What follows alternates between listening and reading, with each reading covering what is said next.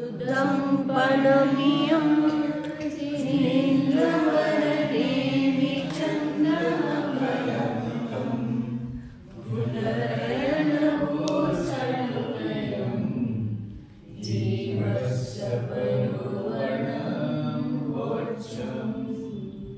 जय बोलो सिद्धांत चक्रवर्ती नेमिचंद्र आचार्य की जय। जोलो परम पूज्य चारदा चक्रवर्ती समाधि सम्राट आचार्य शांति सागर जी महाराज की जय। बोलो प्रातः स्मरणीय गुरुदेव समंत भद्रमुनि महाराज की जय। जोलो परम पूज्य आचार्य प्रवेक्षण सुंदर सागर जी महाराज की जय। जोलो परम पूज्य मम दीक्षा गुरु वात्सल सिंधु आचार्य श्री सागर जी महाराज की जय।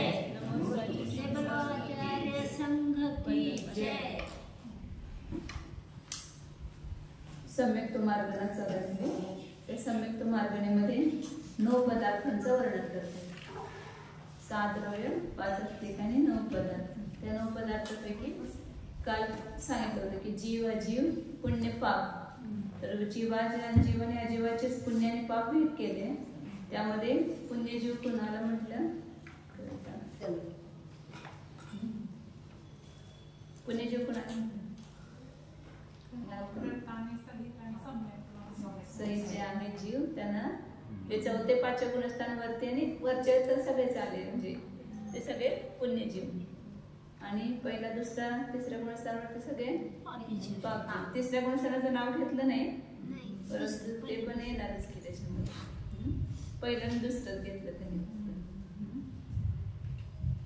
तर पुढे संख्या सांगितली त्यांची तर त्याला पाप किंवा पुण्य असं घेतलं नाही त्यांनी।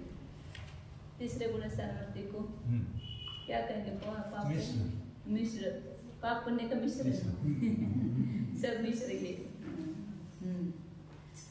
कारण सम्यक्त्वाचा अंश आणि मिथ्यात्वाचा अंश दोन्ही अंशांमध्ये मिश्र। मिथ्या दृष्टी जीवांची संख्या किती सांगितली? किती आहे मिथ्या दृष्टी जीव?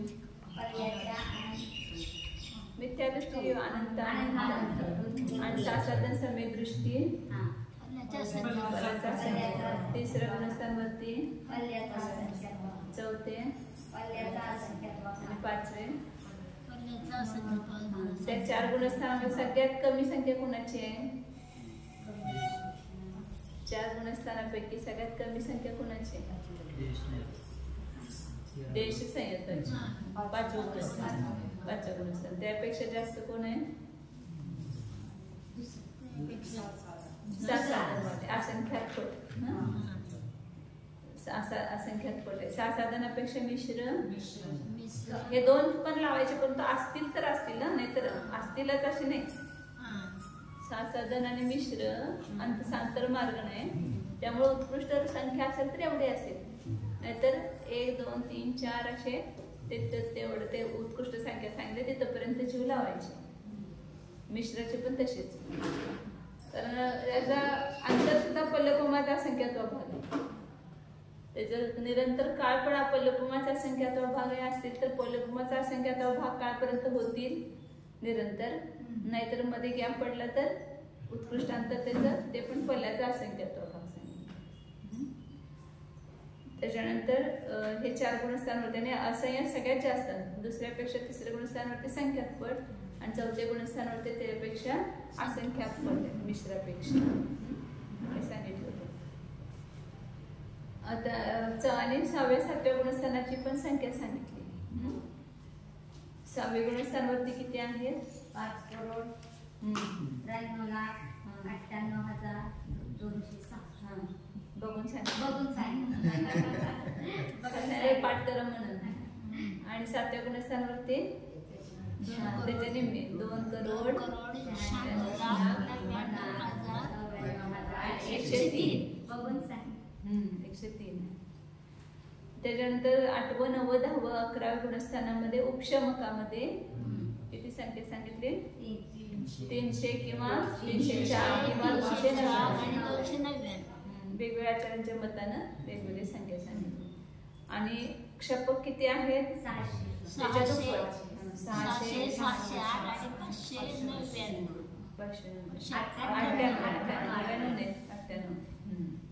आता 13व्या गुणस्थानाची संख्या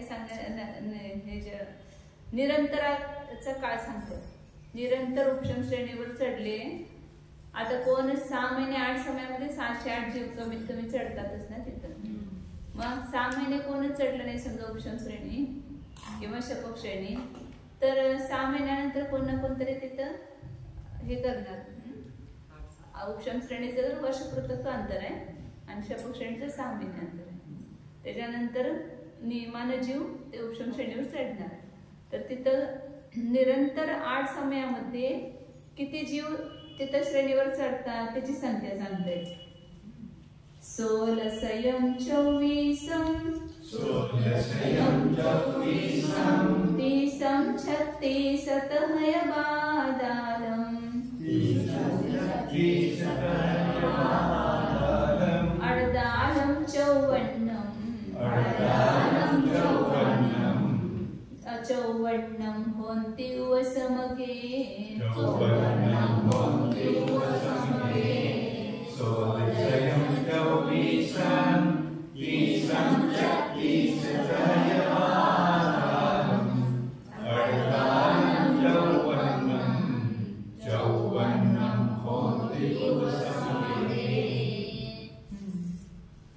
उपशम श्रेणीवर निरंतर 8 समयापर्यंत जीव चढले तर किती चढतात त्याची संख्या सांगतात. याच्यापेक्षा जास्त चढणार नाही. 6 महिन्यामध्ये कोणच नाही चढले आणि 8 समयामध्ये किती चढतील लगातार 8 समयामध्ये. तर लगातार 8 समय जास्तीत जास्त जातील ते आरोहण करतील. नाहीतर कोणी 1 समयात होईल 1 समयानंतर अंतर पण पडू शकेल किंवा 2 समयानंतर अंतर पडू शकेल. परंतु लगातार गेले तर 8 समय आहे आणि त्या 8 समयामध्ये लगातार उत्कृष्ट संख्येची अपेक्षा सांगितली. किती संख्या आहे तर पहिल्या समयात 16 जीव उपशम श्रेणीवर आरोहण केले. नंतर दुसऱ्या समयामध्ये किती 24. तिसऱ्या समयामध्ये 30. चौथ्या समयामध्ये 36. नंतर तहय बादालम नंतर 42 आणि नंतर अर्धालम 54 48 54 आणि 54.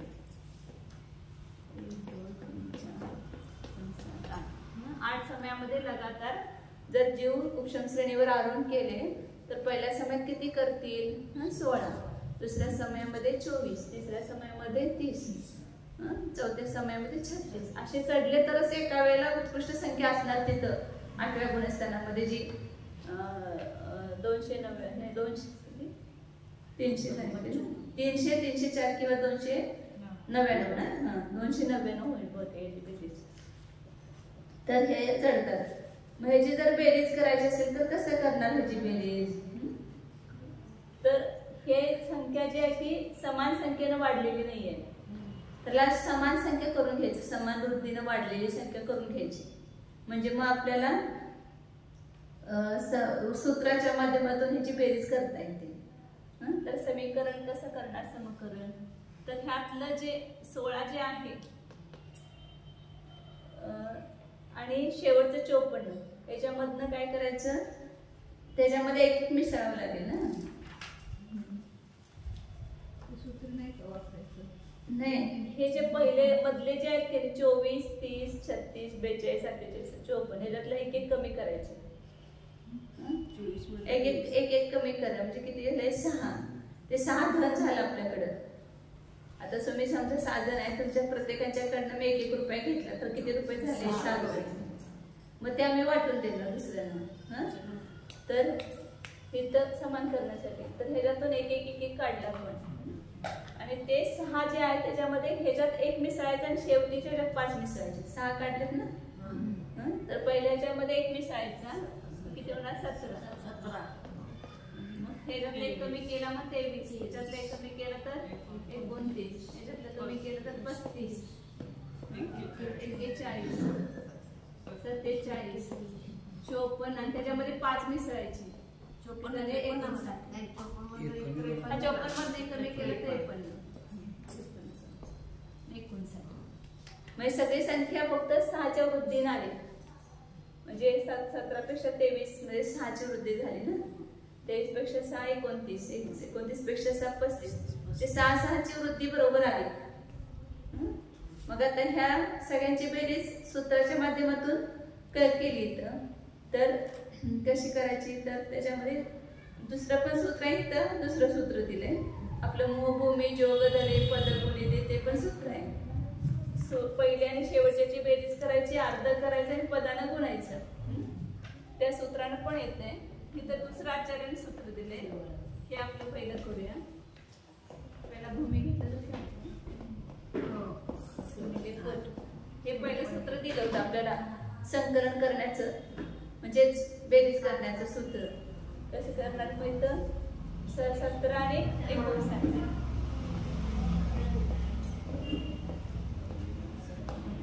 पद किती आहे, 8 संख्या आहेत ना. 59 आणि 17 झाले 7. 76चा अर्ध 38 झाले आणि 8 38 गुणिले 8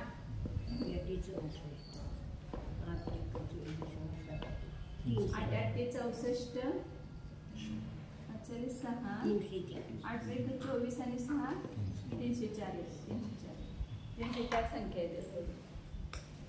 म्हणजे उपशम श्रेणीवर एका वेळा किती जीव असतील, तर 304 असतील. कोणी पहिल्या समयात म्हणजे तिथं पहिल्या समयात म्हणजे 8 समयाची बेरीज झाली ना, जे उपशम श्रेणीवर चढून 8 समय झाले, तर पहिल्या समयात 17 असतील, दुसऱ्या 23 असतील, तिसऱ्या 29 असतील.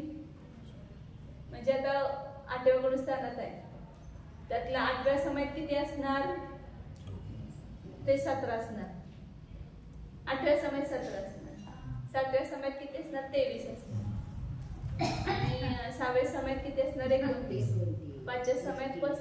नाही इकडे संख्या घ्यायची, 16 24 असे 8 समय ते लगातार असतात. कुठं पण गेले तर त्यांची बेरीज तिथे किती होणार, 304 होणार. 8व्यातून 9व्यात जातील, त्याला पण त्यांची बेरीज किती होणार, 304 होणार. असं म्हणजे कुठल्या पण गुणस्थानात एका गुणस्थानात जे जातील त्याला त्यांची बेरीज 8 समयात लगातार चढलेत, म्हणजे लगातार 8 समयात असणार ना ते. 8व्यातून 9व्यात जातील, 9व्यातून 10व्यात जातील, 10व्यातून 11व्यात जातील, तर 8 समयामध्ये ते कुठं पण असणार लगातार. आता क्षपक श्रेणीवाल्यांची पण संख्या सांगितली. क्षपक श्रेणीवर 8 समयामध्ये निरंतर जीव किती चढतात त्याची संख्या पुढच्या ह्याच्यावर सांगितली. त्याच्यावरून त्यांची बेरीज केली किती येते संख्या.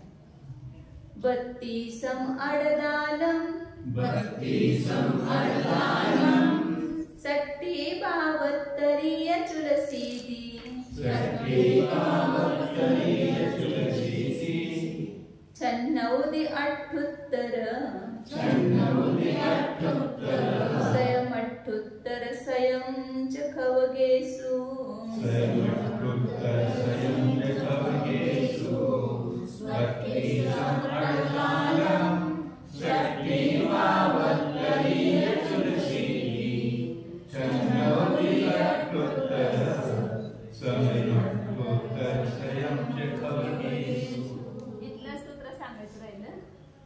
यहाँ पर जो सूत्र थे ना वो ये पीछे का सूत्र है.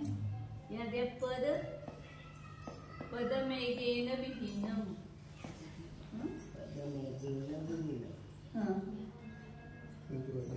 हाँ पद में गेन विहीनम इत्यादी ना आणि तमास एवढंच म्हटलं त्याने.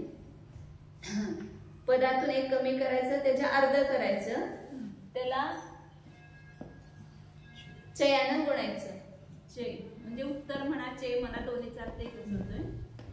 आणि याच्यामध्ये पहिली संख्या मिसळायची आधी आणि पुन्हा याला गच्छाने गुणायचं.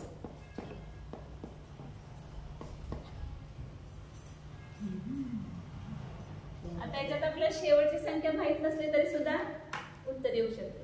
लास्टची संख्या पता नाही तो बी उत्तर असत. पद किती आहे तिथं 8 8 वजा 1 भागिले 2. पहिले दिले चे कितीचा आहे 6 7. इथं 6 आहे ना चे. पहिली संख्या किती आहे 17 आणि गच्छ किती आहे 8. तर इथे किती झालं 2 त्रिक 6 आणि 7 त्रिक 21. 21 अधिक 17 किती झाले 38 गुणिले 8 बरोबर 304.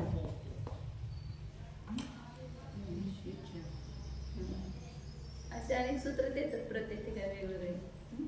हे पण संकलन सूत्र आहे. आता दुसऱ्या शपक श्रेणीवरची संख्या सांगताय. पहिल्या समयामध्ये शपक श्रेणीवर चढले तर किती चढतील? 32. त्याच्यानंतर ह्याच्याबरोबर दुप्पट संख्या घ्यायची. सगळं जे काय उपशमकाचं आहे ना त्याच्या दुप्पट शपकाचं आहे. 32 24 दुनी 48 60 72 बरोबर आहे ना. 32 अडदालम 60 72 चुरसिनी 84 कशाचं केलं आपण? 42 दोन्ही 48 दोन्ही 96 54 दोन्ही 108 आणि 108 शेवटी. आता ही पण संख्या आपण समान करून घ्यायची आहे. तर काय करायचं? तिथं आपण जी संख्या कमी केली त्याच्या दुप्पट संख्या कमी करायची. दुप्पट आहे ना संख्या. पहिल्यातनं 2 कमी करायचे आणि शेवटच्यात मधून 12. मग अशा पण इथं घेतलं ना, तिथं 1 कमी केला, 1 वाढवलं. चुकलं 1 मिनिट. मधल्या 6 संख्या त्यातून 1 कमी केलं होतं ना, तसं इथून 2 कमी करायचं प्रत्येकातून. मधल्या 6 किती होणार? 48 मधून 2 कमी केले 46. 60 मधून 2 कमी केले 58. 70 82 94 108 मधून 2 कमी केले तर 106. म्हणजे किती आपल्या जवळ आलं धन? 12. सगळ्यांच्यातनं 2 घेतले की नाही? 12. आता जे 12 मधले पहिल्यामध्ये 2 वाढवायचे आणि शेवटीमध्ये 10 वाढवायचे. तर 32 मध्ये 2 मिसळल्यावर किती होणार? 24. आणि 108 मध्ये 10 मिसळल्यावर किती होणार? 108. मग ह्यांच्यामध्ये जे आहे तो समान झाला. समीकरण झालं म्हणजे 2 अधिक झाले 12 अधिक झाले. 34 अधिक 12 46. 46 अधिक 12 58 अधिक 70 52 70 82 94 106 आणि 108 बरोबर 12च्या वृद्धीनं ती संख्या आली बरोबर. आणि ह्या सूत्रांनी त्यांची बेरीज केली तर बरोबर ह्याचं दुप्पट येणार. पद वजा 1 भागिले 2. ते सूत्र संस्कृत मधलं नाही आहे. मला पण पाठ नाही आहे.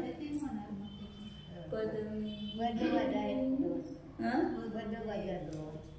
वजा 2 नाही, पद वजा 1 भागिले 2. 2 आणि गुणिले नाही, गुणिले चे उत्तर म्हणाचे कुठे आहे? इथं 6 आणि त्याच्यामध्ये सगळ्या गुणल्याचं जे उत्तर आलं त्याच्यामध्ये आधी पहिली संख्या मिसळायची आणि त्याला गच्छाने गुणायचं.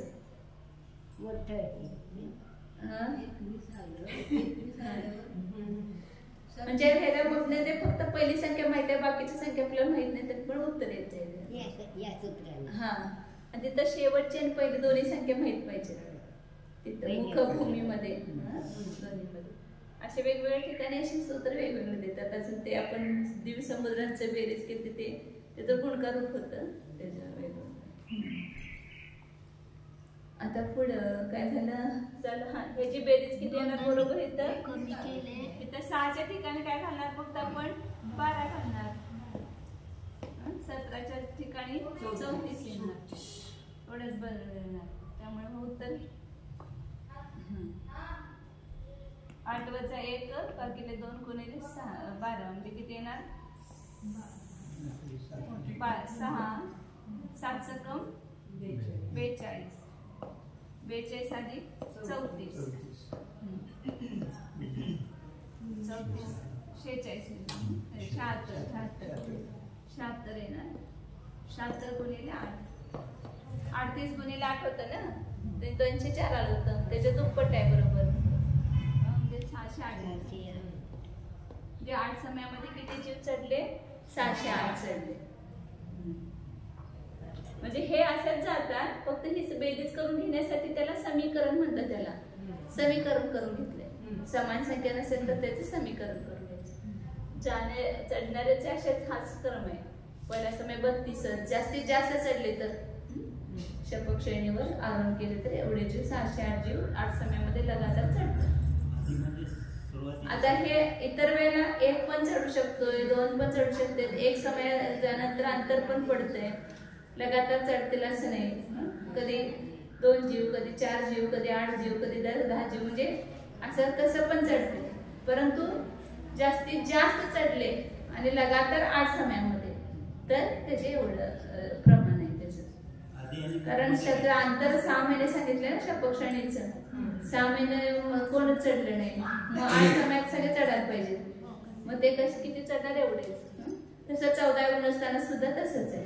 6 महिन्यामध्ये कोणी मोक्षाला गेलं नाही, मग 8 समयात मोक्षात जातील तर कसे जाणार. त्यांची पण संख्या अशीच आहे ओळीनं 32, 48, 7, 72 वगैरे.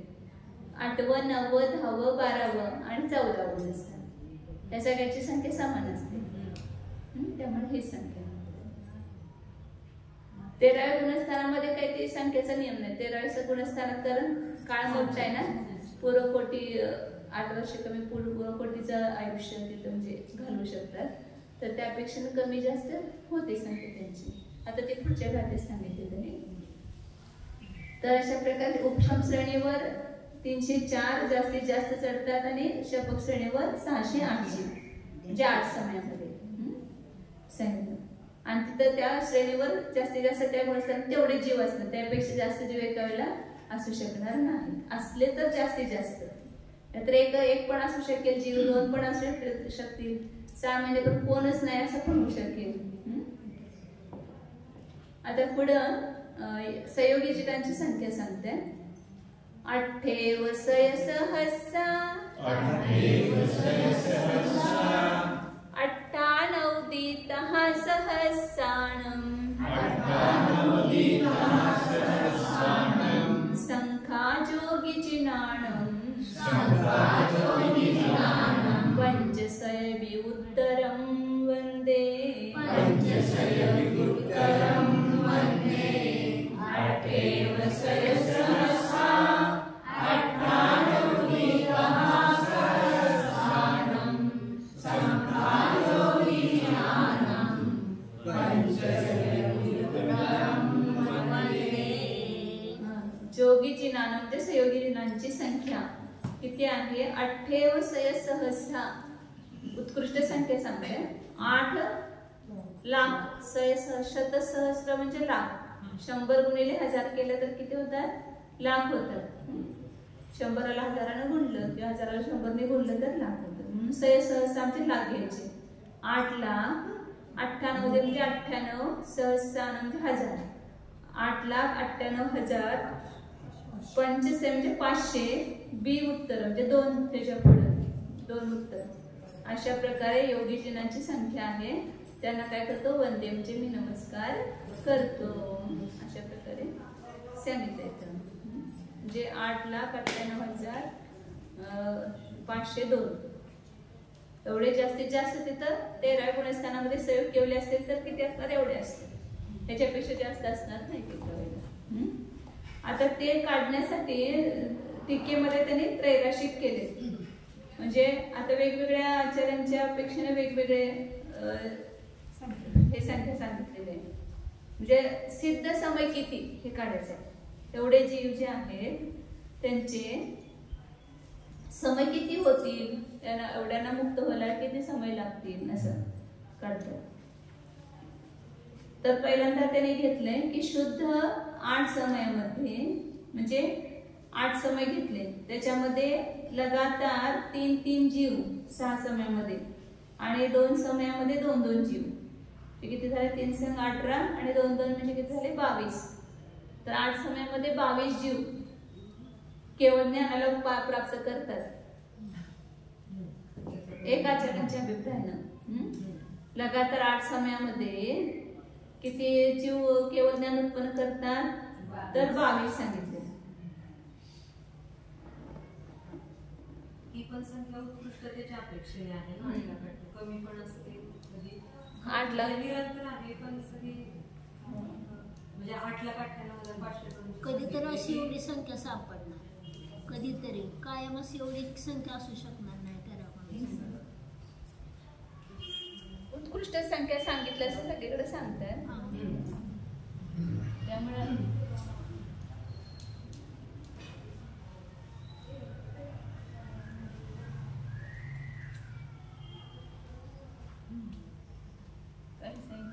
प्रमाण राशी, बल राशी, इच्छा राशी.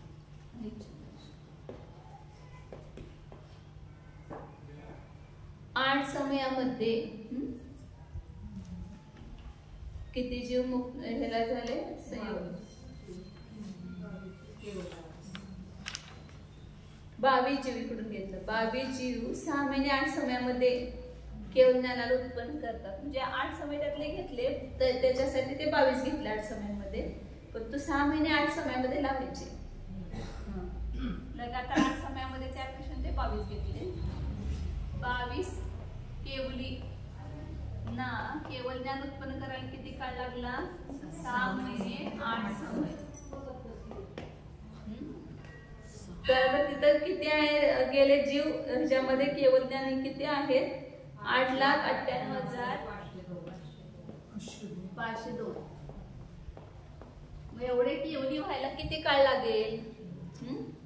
ते पहिले त्रैराशी करून काढलं. मग काय करणार आपण? फल गुणिले इच्छा भागिले प्रमाण राशी.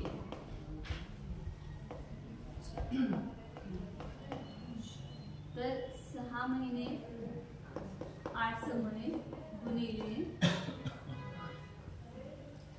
8,98,502 त्याला 22 तर 22 चोक 88. ते 6 महिने 8 समय तसेच ठेवायचे. 22 चोक 88 पर 0 येणार 18 तर भाग जाणार नाही. 185 ला भाग दिला 22 असते 22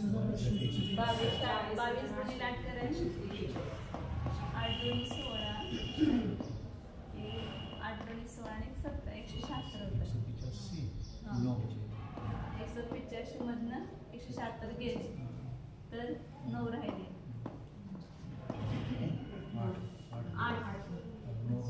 9 0 22 चोक 22 चोक 88 2 राहिले 22 1 22 40,841 एवढे 6 महिने 8 समय लागले. म्हणजे पहिल्या 6 महिने 8 समयामध्ये 22 केले, परत पुढच्या 6 महिने 8 समयामध्ये 22.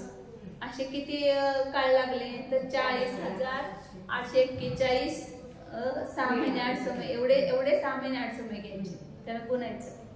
जे पहिला एक 6 महिने 8 समयामध्ये 22 गेले, पुढच्या 6 महिने 8 समयामध्ये 22 केवळ ज्ञानी झाले, त्याच्या पुढच्या 6 महिने 8 समयामध्ये 22 केवळ ज्ञानी झाले. असे ते सगळे एकत्र व्हायला किती काळ लागेल? तर 40,841 एवढे केवळ ज्ञानाला उत्पन्न करण्याचे समय तेवढे लागतील. 20,000 वर्ष किती? 20,420 वर्ष लागणार. 20,000 वर्ष 20,400 वर्ष तेवढे एकत्र व्हायला लागणार. तोपर्यंत त्यातले कोण कोण मोक्षात जाणार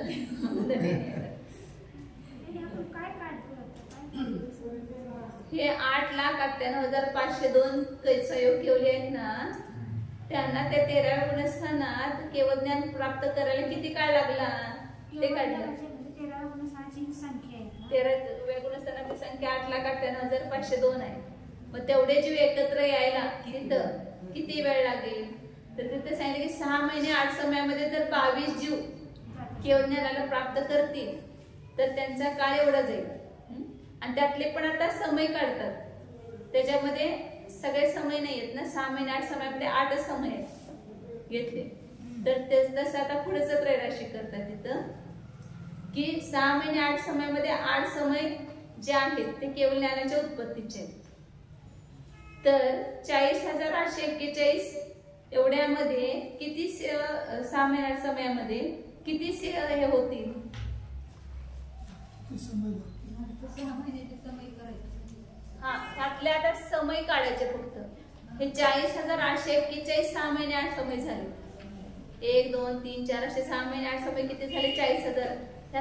त्यातले समय फक्त की ज्या समयात ते केवळ ज्ञानाला प्राप्त झाले तेवढे समय फक्त गोळा करायचे. म्हणजे 6 महिने 8 समयामध्ये 8 समय केवळ ज्ञानाचे आहेत. तर 6 महिने 8 समय गुणिले 40,841 याच्यामध्ये किती समय प्राप्त होतील? प्रत्येकातले 8 समय घ्यायचे. मग इथं काय होणार? ह्या दोघांचा गुणाकार होणार आणि भागिले 6 महिने 8 समय. तर 6 महिने 8 समय 6 महिने 8 समय जाणार आणि 40,000 गुणिले 248 करा तेवढे समय येणार. 8 1 8 8 32 4 3 8 8 64 3 67 6 हे 6 येणार आणि 8 32 3,26,728 एवढे समय होणार. एवढ्या समयामध्ये ते एकत्र झाले. एकूण समय किती लागले? 3,26,728 समयामध्ये ते केवळ ज्ञानाला त्यांनी प्राप्त केलं. म्हणजे जसं सिद्ध होण्याचा नियम आहे तसंच केवळ ज्ञान प्राप्तीचा पण नियम आहे. आता त्याच्यामध्ये वेगवेगळ्या अभिप्रायाने काढतात करत. आता इथं एक आचार्य दुसऱ्या आचार्यांच्या अभिप्रायाने 8 समयामध्ये 44 जीव घेतले केवळ ज्ञानाला प्राप्त करतात. नंतर तिसऱ्या आचार्याच्या अपेक्षेने ते 8 समयामध्ये 88 केवली घेतली. असं दुप्पट केलं. म्हणजे एवढं जर झालं तर किती समय प्राप्त होतील एवढंच काढलंय. बसून आपलं काहीतरी मौज मजा करायची. मनोरंजन. केवळ ज्ञानाच्या उत्पत्तीचा पण असं 6 महिन्याचा नियम असं काय आता इथं चालेल तसं म्हणजे तेच नियम आहे की नाही माहित नाही, परंतु तसं वेगवेगळ्या आचार्यांचे घेऊन काढले त्यांनी. आता इथं जे आहेत ना ते सगळ्यात मगाचं आता पुसला पण ते 22 केवली आहेत नाही तर 44 घ्यायचं. 44 केवलींना 6 महिने 8 समय लागतात. तर 8 काटे 9,502 किती लागणार? तर सगळं अर्धा येणार त्याच्यामध्ये. हे 40,841 आहेत ना इथं 44 केले समजा आपण. 44 केवलींना 6 महिने 8 समयामध्ये केवलदान उत्पन्न करतात. तर 8,98,502 केवलींना किती काळ लागेल? तर इथं ते सगळे समय काय होणार? इथं 44 न भागणार ना आपण. 20,420 म्हणजे इथं ह्याचा भागिले 2 येणार. 40,841 त्याच्या भागिले 2 येणार. इथं आता परत असं मग दुसरं तर राशी कसं करायचं? 6 महिने 8 समयामध्ये 8 समय आहेत. तर 40,841 भागिले 2 मध्ये किती समय आहेत? तर ते सगळे समय आपण अर्धे होणार. मग तेवढ्या समय तेवढे केवली तर एवढ्या समयात किती केवली असं केलं की पुन्हा ती संख्या येणार. 8,98,502 अशी संख्या येणार. त्रैराशी अशी वेगवेगळे त्रैराशी करून दाखवले. इथं जाता फक्त काय बदलायचं? 44 घेतलं तर ह्याचा काळ अर्धा येणार. 3,26,728 भागिले 2 येणार. हे फक्त तसं 2 भागिले तसंच ठेवलंय. 1,63,364 हे बेकी बेहणार 2 बेसक 12 नंतर बेत्रिक 6 बेत्रिक 6 तर बेसक 12 आणि बेचोका 1,63,364 एवढे समय होणार. ते आपोआपच येणार ना कारण ही प्रमाण राशी सगळीकडे दुप्पट होत गेली की ती संख्या जी फल राशी लब्ध राशी येणार ती सगळे अर्धे होत जाणार कारण हे दुप्पट भागाकार आला ना 44. तसंच आता 88 केवली घेतली तर 88 केवली 6 महिने 8 समयामध्ये जातात असं मांडलं तर 8,98,502 ला जाण्याला किती काळ लागेल? तुम्ही फक्त आकडे पुस्तक आम्ही तुम्ही लिहा. मला परत लिहायला नको कोणी पुस्तक. 2 असं एक टेबल करायचं आणि त्या टेबलामध्ये ती संख्या फक्त बदलत जायची दोन इकडची. 44, 88, 176 असं ठेवून करा. तुम्ही करून आणा आता घरात टेबल. फक्त ते सिद्ध समय जे आहे ते केवळ होण्याचे समय ते अर्धे अर्धे होत जाणार. जर 48 ते 88 घेतलं तर पुन्हा अर्धे होणार ह्याच्या, पुन्हा 176 घेतलं तर पुन्हा ह्याच्या अर्धे होणार. सिद्ध होण्याचे समय अर्धे अर्धे होणार. जे एका समयामध्ये जास्त झाले तर समय कमी लागणार ना. चल आता 630 नंबरची गाथा आहे.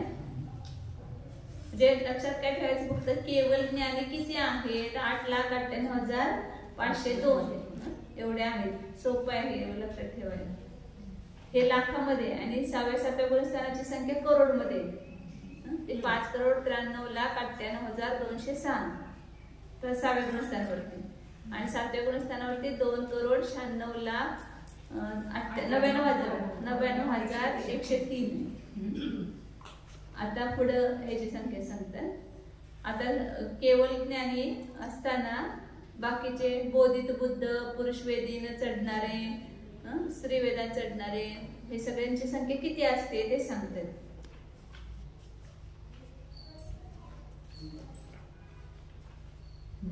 तीन गाथा आहेत. बोधित बुद्ध किती होऊ शकतात एका वेळेला? होंती खवा एकी समये, बोह्य बुद्धाय पुरी समेदाय, उक्कसे नुट्ठुत्तर, सयप्पमा सग्गदो यचुदा,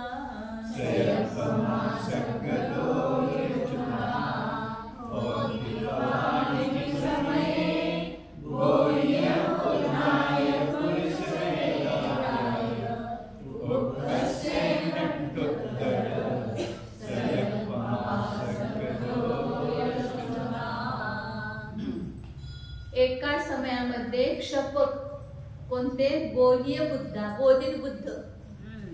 दोन प्रकार आहेत ना, बोधित बुद्ध आणि स्वयंबुद्ध, प्रत्येक बुद्ध. तर त्यामध्ये बोधित बुद्ध म्हणजे दुसऱ्यांच्या उद्देशानं जे केवळ ज्ञानाला प्राप्त झाले ते कोण? बोधित बुद्ध. उद्देशानं म्हणजे पहिला उद्देश तो केवळ ज्ञानाच्या वेळेला लावायचं नाही, स्वतः अगोदर गुरूंचा उपदेश वगैरे ऐकून मग ते मोक्ष मार्गाला प्राप्त झाल्यास लावायचे. तर ते किती आहेत बोधित बुद्ध? एकाला किती असतात? तर 108 सांगितलं. उत्कृष्ट रूपानं असले तर किती असणार? 8, ज्याच्यामध्ये उत्तरांशी 100 म्हणजे 108. आणि पुरुष वेदानं चढणारे एका वेळेला किती असतील शपक? 8व्या 9व्या 10व्या 12व्या गुणस्थानामध्ये पुरुष वेदानं चढणारे. कारण तिन्ही वेदानं चढू शकतो ना शपक्षणी. कोणतं घ्यायचं वेद? हा भाववेद. द्रव्य तर पुरुषच असणार, मुळीच असणार ते, परंतु त्यांचा भाववेद पुरुष पण असू शकतो, स्त्री पण असू शकतो आणि नपुसक पण. परंतु पुरुष वेदानं चढणाऱ्या जीवांची संख्या जास्त आहे, त्याच्यापेक्षा स्त्री वेदान चढणाऱ्यांची कमी आहे, त्याच्यापेक्षा नपुसक वेदान चढणाऱ्यांची कमी. कारण अप्रशस्त वेद असल्यामुळं हे चांगलं काम करायला त्यांची प्रवृत्ती होणं दुर्लभ असते, म्हणजे कठीण असते. म्हणून तिथं पुरुष वेदींची संख्या जास्त असणार सगळ्यात. आणि ते किती सांगितले? एका वेळेला 108 असेल. उत्कृष्ट रूपाने सांगितलं. उत्कृष्ट रूपाने असले तर किती असतील? 108 असतील. आणि सग्गदोय चुदा, सर्गातून च्युत होणारे. पुढे संख्या सांगते त्यांची पुढच्या गाथेमध्ये. पत्तेय बुद्ध तिथय, रिक्तिनौ संयमनोहिनान जुदा, दसछक्कवी सदसवी, दसछक्कवी सदसवी, 28 जहाकमसो, 28 जहाकमसो, पत्तेय बुद्ध तिथय, रिक्तिनौ संयमनोहिनान जुदा, दसछक्कवी सदसवी, 28 जहाकमसो. ते सर्गातून च्युत होणारे तिथेच लावायचं. ते पण उत्कृष्ट रूपाने 108 असू शकतात. जे स्वर्गातून च्युत होऊन मग ते केवळ ज्ञानाला प्राप्त झाले. तर नरकातून येऊन पण केवळ ज्ञानी होऊ शकतात आणि स्वर्गातून येऊन पण केवळ ज्ञानी होऊ शकतात. मग स्वर्गातून आलेले किती असतील जास्तीत जास्त तर 108 असतील. नरकातून आलेले वगैरे ते सांगतात नंतर पुढे. पहिल्यांदा आता हे नरकातून आल्याची काही संख्या सांगितली नाही, फक्त स्वर्गातून आलेल्या जीवांची संख्या सांगितली की 108 जास्तीत जास्त एका वेळेला असू शकतील शपक श्रेणीवर. त्याच्यानंतर प्रत्येक बुद्ध वरीत बुद्ध घेतला आणि प्रत्येक बुद्ध म्हणजे स्वयंबुद्ध म्हणजे स्वतःहून जे उपदेश वगैरे न ग्रहण करता स्वतःहून सम्यक्तवादी ग्रहण करून केवळ ज्ञानाला प्राप्त झालेले ते प्रत्येक बुद्ध जीव. ते किती असतील तर ओळीने लावायचं खालच्या ओळीमध्ये. 10 तीर्थयर छक्क तीर्थंकर केवळी किती असतील एका वेळेला 6. ते म्हणजे असं लावावं लागेल का 6 शपक श्रेणीवर 6 असतील तीर्थंकर. तीर्थंकर शपक श्रेणी चढले तर 6 चढतील एका वेळेला. म्हणजे असं मला काय म्हणायचं की वेगवेगळ्या क्षेत्रामध्ये त्या पेक्षेनं त्या क्षेत्रामध्ये एक तरी जाणार की नाही 6 कशी केली एका वेळेला. आता ते काय एकाच वेळेला सगळेजण तीर्थंकर होतील असा काही नियम आहे का? 5 भरत आणि 5 आरावत मध्ये सुद्धा वेगवेगळा काळ असेल ना त्यांचं. परंतु एका वेळेला जर असतील तीर्थंकर तर किती होत चढतील शपक श्रेणी तर 6 जीव चढतील असं 6चं प्रमाण. नंतर इथी स्त्री वेदानं जर शपक श्रेणीवर आरोहण केले तर एका वेळेला किती जीव करतील तर सांगितले की 6 नाही. जसं चक्क 20 पुढं पुरुष वेदी किती सांगितले होते 108 आणि स्त्री वेदानं किती चढतील एका वेळेला तर 20 आणि नपुसक वेदानं किती चढतील तर त्याच्यापेक्षा अर्धे 10 घेतले. म्हणजे असले तर उत्कृष्ट रूपानं, असतीलच असा काही नियम नाही. प्रत्येक वेळेला असतील तर 10 असतील. त्याचा किती काळचा हे पण गॅप पण सांगितलं. नपुसक वेदानं कोणी चढलं नाही ना अंतर्गत आहे पृथक वर्ष या कुछ करत आहे वर्ष पृथक किती वर्ष सांगितले कोणी चढलंच नाही नपुसक वेदानं असं होऊ शकतं. नंतर 20-10 नंतर ओही ज्ञान जुदा अवधी ज्ञानाने युक्त म्हणजे अवधी ज्ञान आहे आणि ते केवळ ज्ञानाला प्राप्त झाले असे किती असतील एका वेळेला तर 28. मन एक लावायचं राहिलं. 9 मन परे ज्ञानाने युक्त जीव किती एकाला शपक श्रेणीच आरोहण करू शकते 20 जीव. आणि अवधी ज्ञानी किती 28. अवधी ज्ञान एकाला किती शपक श्रेणीवर चढते तर 28 चढू शकते. यथाक्रमानं हे संख्या लावायच्या. प्रत्येक बुद्ध 10 तीर्थंकर 6 स्त्रीवेदी 20 नपुसक वेदी 10 आणि मनपरे ज्ञानी 20 आणि अवधी ज्ञानी 28. अशा प्रकारे एवढे जीव एका वेळेला क्रमानं शपक श्रेणीवर आरोहण करू शकतात. आता पुढे अजून सांगताय जेठावर बहुमध्यम ओगा हणका दुचारी अठ्ठेव जुगवम हवंती खवगा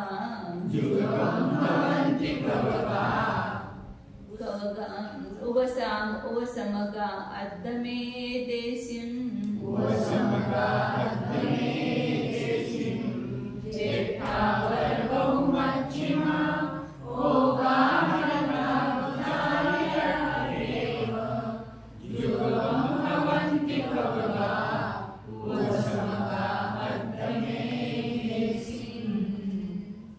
जेठ म्हणजे उत्कृष्ट अवर बहुमध्यम उत्कृष्ट अवगानेनं सगळ्यात उत्कृष्ट अवगान सांगितलं ना 525 धनुष्य त्या अवगानेनं शपक श्रेणीवर आरोहण होणारे एका वेळेला किती असतील जास्तीत जास्त सांगितले की 2.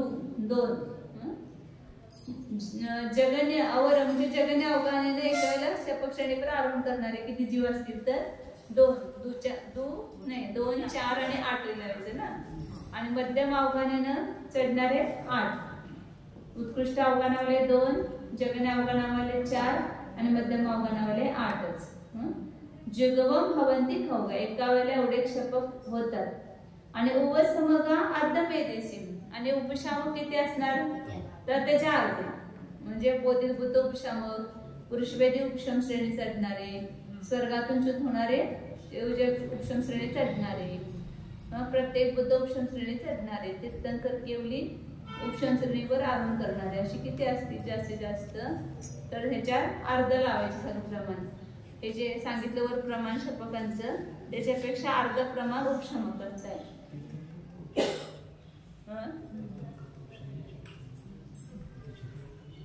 नहीं चढ़ सकते हैं ना. हाँ, पहले भाव में भी चढ़ सकते हैं, इसी भाव में भी चढ़ सकते हैं, और पहले भाव में भी चढ़ सकते हैं, पूर्व भाव में. तीर्थंकर प्रकृति का बंध किया, संयम धारण किया और उपशम श्रेणी पर आरोहण किया, ऐसा हो सकता है. और वापिस उस भाव में भी कर सकते हैं. तीर्थंकर सहित ही जीव लेना. हाँ, उपशम श्रेणी से तो गिरेगा ना. मिथ्या तो में नहीं जाएगा, लेकिन तो में नीचे गिरेगा ना. उपशम श्रेणी से गिरना ही पड़ेगा. ऊपर तीर्थंकरों की संख्या दी ना 6 और 3. उपशमक सब आधे लगाना इससे. बोधित बुद्ध उपशमक किती असणार 54, पुरुषवेदी 54, नंतर स्वर्गातून च्युत होणारे 54 असे. नंतर प्रत्येक बुद्ध 10 होते, त्याच्या अर्धे म्हणजे 5. तीर्थंकर 3, त्रिवेदी 10, नपुंसकवेदी 5, मनपरिज्ञानी 10, अवधिज्ञानी 28 आणि 14, आणि उत्कृष्ट अवगानावाले 1, जगने अवगानावाले 2 आणि बहुमध्यम अवगानावाले 4. अशा प्रकारे अर्धी संख्या उपशमकांची आहे. सगळ्यांची सांगून मग उपशमकांची एका स्वराने सांगितले देशी मात्र होऊ शकते. याच्याबरोबर अर्ध जे आहे ते उपशमक. सगळं जे काय असेल ते सगळं बरोबर उपशामकांच्या पेक्षा शपक दुप्पट आहे. त्याचा काळ पण दुप्पट आहे सगळं.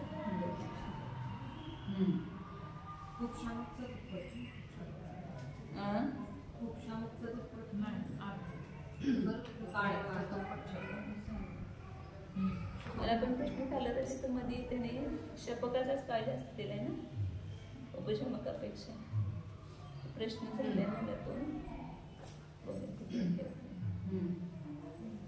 आगे सब. आता सगळ्या शपकांनी सगळ्या संहितांची संख्या किती आहे ते सांगतात. 6व्या गुणस्थानापासून ते 14व्या गुणस्थानापर्यंत सगळे संहिता आहेत ना. ते सगळे मुलीच आहेत एकापेक्षा. तर त्यांची संख्या सांगतात. 27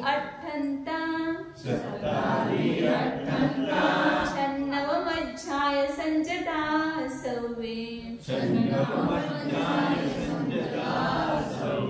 अंजलि मौली हत्तो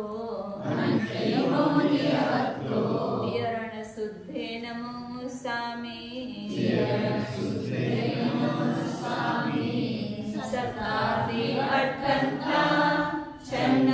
अध्याय संजता 6 अंजलि मौली हत्तो विहरण शुद्धे नमो सामी.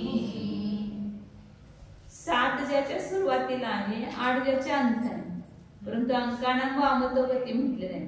अंक उलटीकडून लिहायचे असतात. त्यामुळे आधी कुठला येणार अंक शेवटी, आणि अंत म्हणजे पहिला येणार.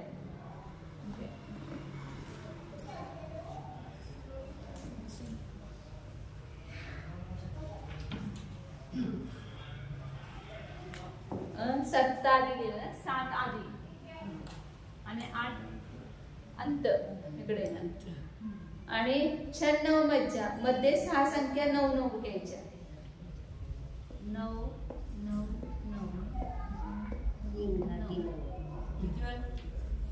6 वेळा द्यायचे. 96 मज्जा झालं ना.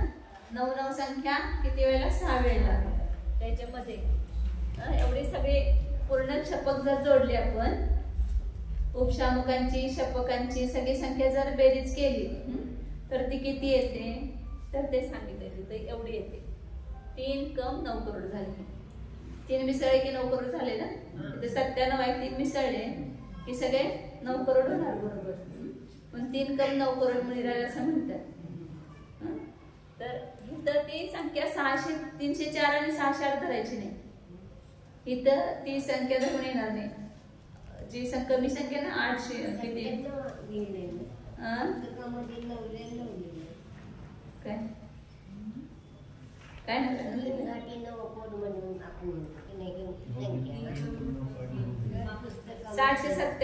ची अपेक्षेने घ्यायचं तिथं, म्हणजे 598 आणि 299 हे संख्या धरून येते.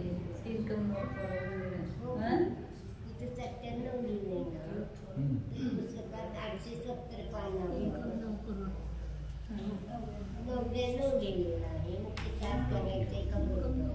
नाही ते थांबा की अजून कोर्टाळ करू नका आता. नाही दुसऱ्या अक्षरांचं मत नाही ते, आता ते सांगतो पुढे. आता ही संख्या सगळ्यांची आहे सांगितलं. 7 आधी आणि 8 अंत आणि 6 9 मध्ये लिहायचे.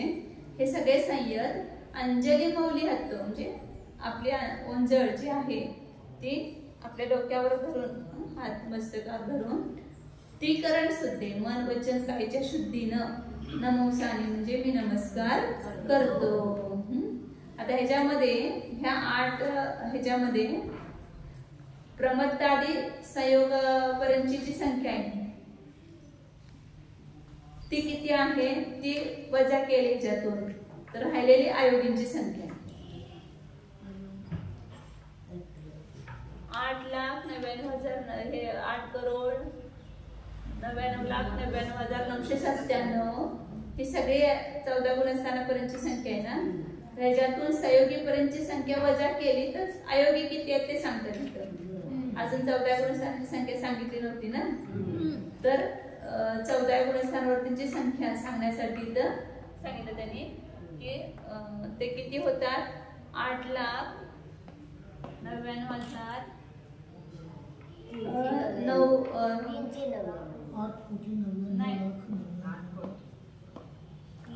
399. आपण 6व्यापासून ते 13व्यापर्यंतची बेरीज केली तर एवढे होते. 8,99,000, 8,99,99,399 होते. मग ही संख्या वजा केली, 17तून 9 केले 8, 1, 9तून 10 गेले 19 मधून 10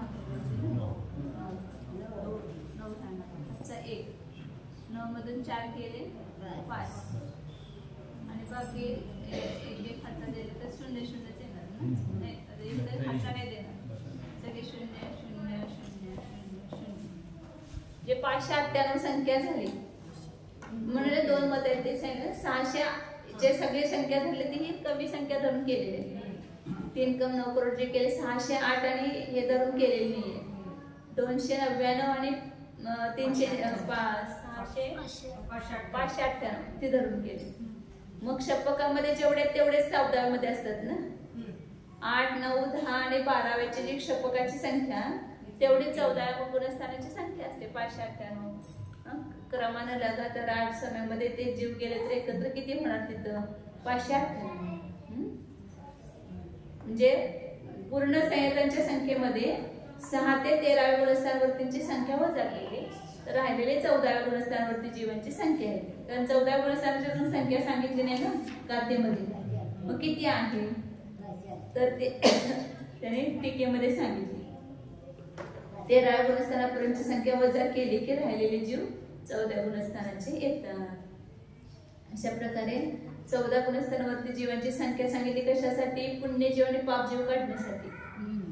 वरचे सगळे पुण्यजीव 4थ्या गुणस्थानापासूनचे, पहिल्या 2ऱ्या गुणस्थानावरती जीव कोण आहे पापजीव आणि 3ऱ्या गुणस्थानावरती मिश्रजीव, पुण्य पाप मिश्र असणारे. आता पुढे अजून देवांच्या मध्ये हे 3 गुणस्थानावरती किती किती संख्या त्याचा भागाकार काढलाय आणि ह्याच्यावरून आता ते सगळं पूर्ण स्वर्ग नरक तिर्यंच ज्योतिष्क भवनवासी व्यंतरवासी सगळ्यांचा भागाकार काढले. त्या भागाकार करण्यावरून आपल्याला ती संख्या कळते की कुठं सम्यक दृष्टी जास्त आहेत, कुठं कमी आहेत, कुठं 2ऱ्या गुणस्थानावर किती, 3ऱ्या गुणस्थानावरती किती आहेत. त्या जीवांचं प्रमाण काढण्यासाठी भागाकाराचं प्रमाण काढले. सगळीकडे पल्ल्याच्या संख्यात भागच आहेत 3 गतीमध्ये, परंतु ते पल्ल्याच्या संख्यात भागामध्ये अंतर राहणार कमी जास्त. त्यापेक्षा ते भागाकार सांगितलेले आहे. ते उद्या घेऊ आपण. पुढे हे एकदा सुरू झाले की उद्या ते स्वर्गात जास्त आहेत की नरकात जास्त आहेत ना, कुठं आहे ते लक्षात येते. कुठल्या स्वर्गापेक्षा कुठल्या नरकातले जास्त आहे?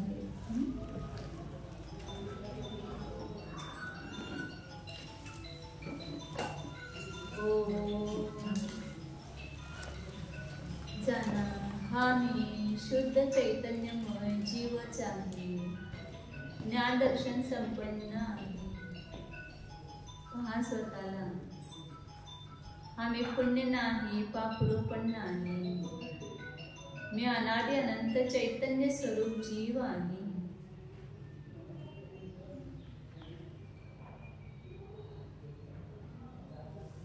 जीवाला एक पारिणामिक भाव स्वरूपाने पहा. अन्य सर्व भाव क्षणिक आहेत, नष्ट होणारे आहेत. शाश्वत ध्रुव आपला चैतन्य आत्मा आहे. शुद्ध चैतन्य स्वरूप टंकोत्कीर्ण ज्ञायक स्वरूप